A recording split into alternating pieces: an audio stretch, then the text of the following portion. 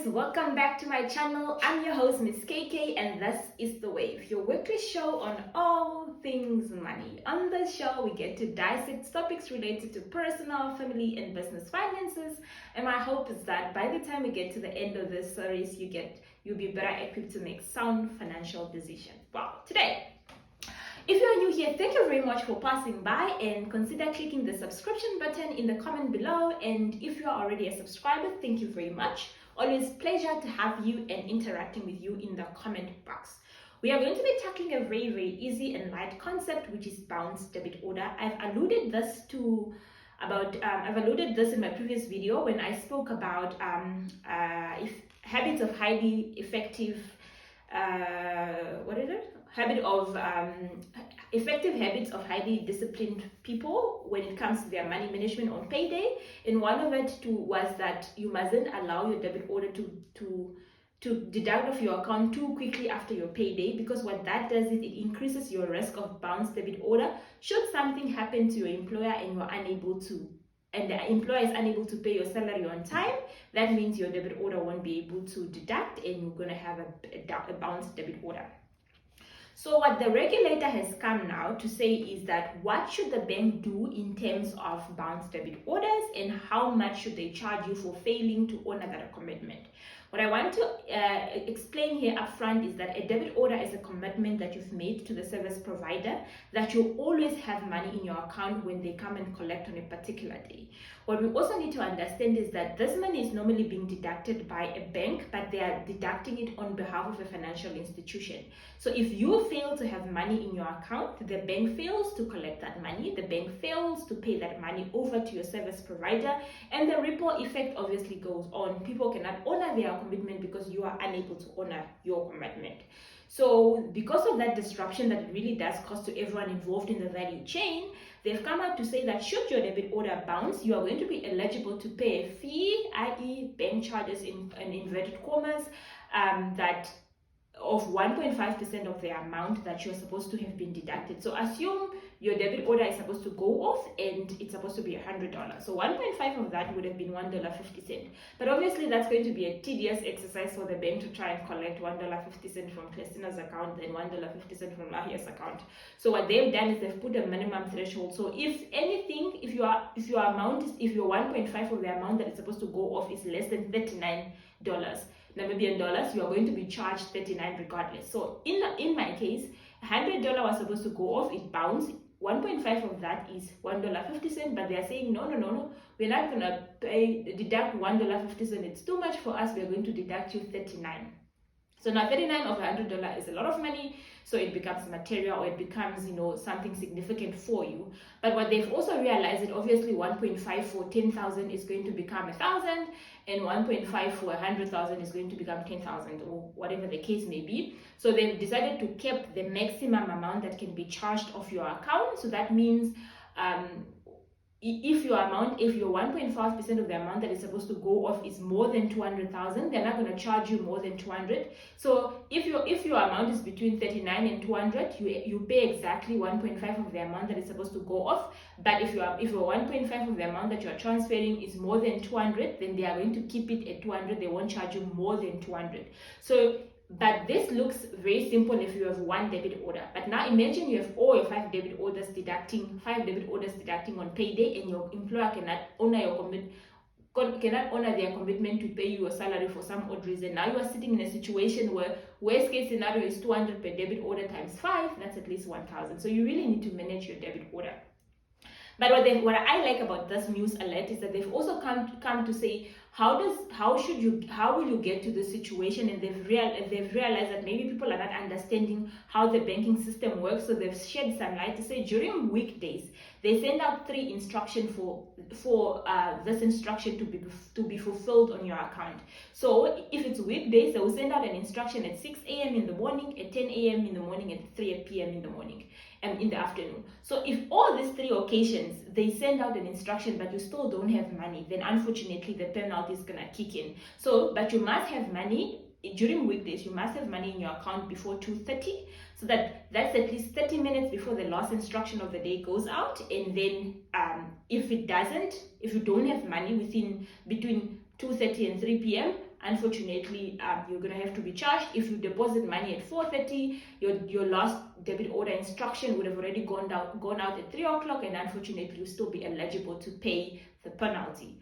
On weekends, though, because the bank closes early, they only send out 2 instructions, one at 6 and one at 10.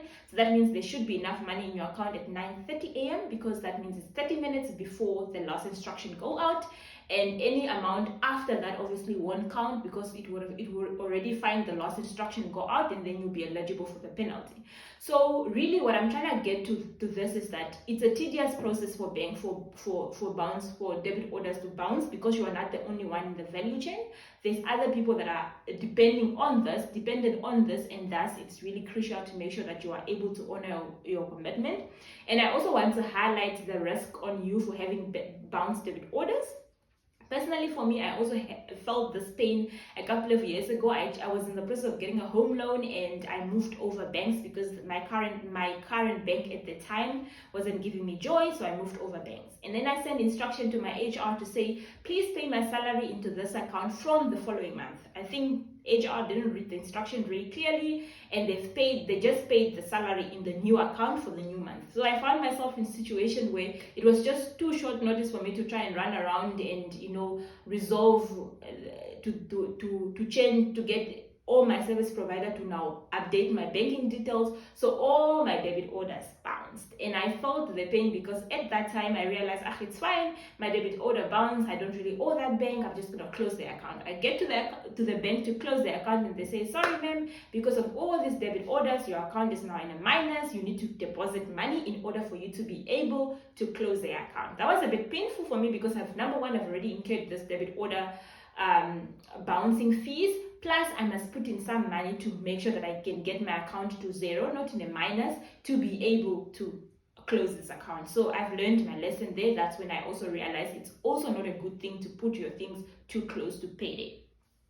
And lastly, it also affects your ability to honor your financial obligation. And if you are in the process of a home loan or a car loan and you have a debit order within the last 6 months or so, the bank is likely to take a knock on that. Either you get a high interest rate, or you are turned down and told to come back after a certain grace period has passed before you can be considered again. So really avoid finding yourself in this situation. What some people do though, which everyone kind of highly abuse, is they just go on Facebook and complain about bank X is so bad, they've charged me X, Y, and Z.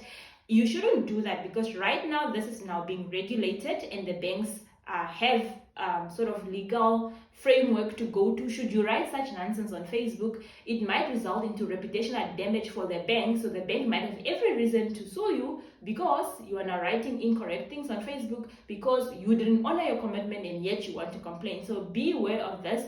Don't just go open your mouth about, I've been charged this. It has become a law. Banks can charge you this much. And obviously, if you want to avoid the debit orders bouncing, you just need to try and manage your payments. We will also talk about how I effectively pay my my bills in another payment. It doesn't have to always be debit orders. I know a lot of people prefer debit orders because it's a disciplined way to get money off your account, but you should also consider scheduled payment. What I like about scheduled payment is that you get to decide how much to pay and when to pay. So what I normally do, especially with my municipality account, I know the amount is fairly constant, and I know I need to pay before the 6th, so I always schedule a payment around about the 2nd or the 3rd day, where I can say, okay, on this day I want to schedule my payment, it must come off. If I get my statement earlier than that and the amount is significantly different, then I can obviously change my scheduled payment or cancel the scheduled payment. That way you control what and when goes off your account. If you're unable to do a scheduled payment, or if your app does not allow you to do scheduled payment, you can also do direct deposit, and preferably via EFT. That is the effective way, because most banks, EFTs are free if you have a bundled account, for example. Whereas some other banks, they tell you have this many EFTs before they can start charging you. So basically, these are just other form of payment other than debit orders. So EFTs also is a better way to pay your payments, especially to make your payments, especially with the risk of COVID-19, and also banks, employees at the bank who focus on other critical things than making payment, when we really can make things online. Of course, bear in mind that EFT comes with cybersecurity. Don't connect your app your phone or your app to a computer or a network that is not secured, or a computer that tongue twister, is exposed to virus or malwares, etc. So always make sure that if you are going to be doing internet banking, you log out of the app, you use a secured network, and you're at least using, you know, a secured device. And yeah, I think that's about it. And also, don't suffer reputational damage because of just carelessness, really. So that's all I had from today's video. Very brief, very basic, just highlighting some news flash of the press. And yes, as usual, thank you very much for passing by. Please don't forget to click the subscription button below.